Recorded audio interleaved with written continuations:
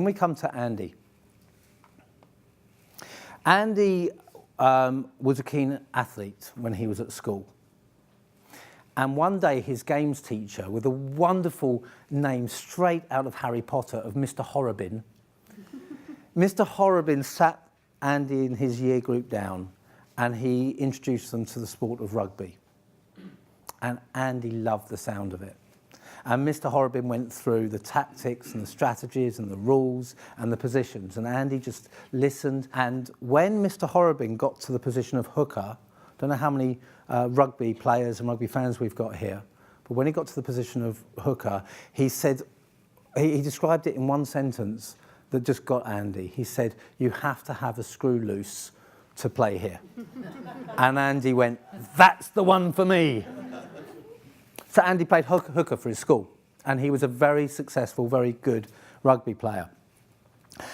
And in the last match of his senior year, he was in the scrum.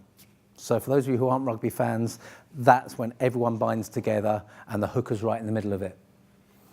And in the scrum, Andy heard a giant crack.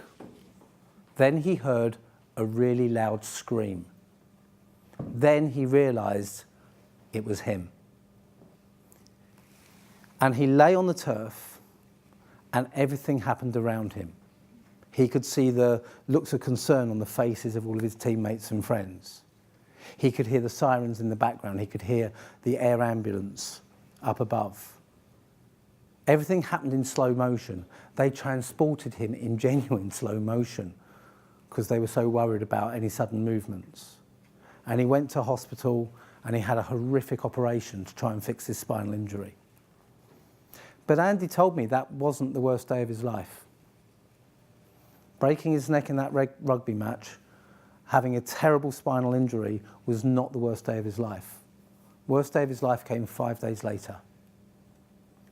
A nurse called Wayne, who'd looked after Andy a lot in the hospital after the operation, came into his cubicle and sat down.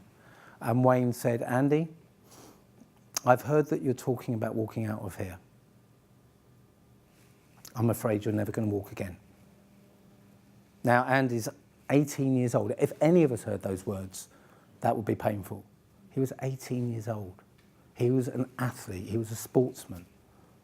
He valued his independence. To hear those words was quite horrific. But he had to find a way to cope. The first thing he did, he had other people in that ward who'd had similar injuries. They supported each other. They were there for each other. They were going through the same thing together.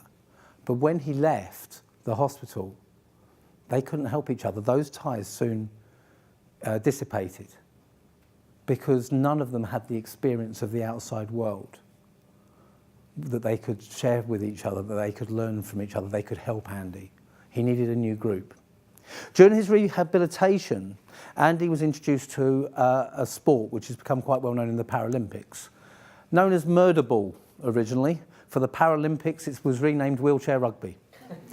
And it was developed by a group of athletes with a similar injury to Andy, for whom wheelchair basketball couldn't work because it required too much movement.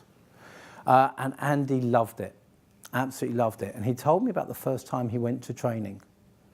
And they drove up to training, and as they parked, Andy looked out and he saw all these people with the same injury as him driving their own cars, specially modified cars, getting out of those cars and getting into their own specially modified wheelchairs.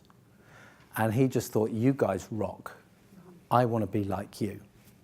And he surrounded himself with people who had experienced exactly the same things as him, and he took inspiration from them. He ended up traveling to America on his own and playing wheelchair rugby out there. He ended up in the top 5 in his position in the world.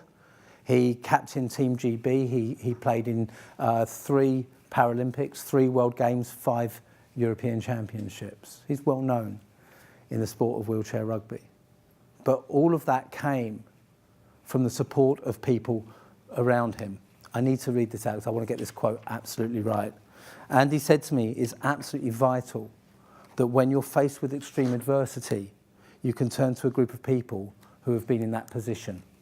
It is massively important to have people who get you.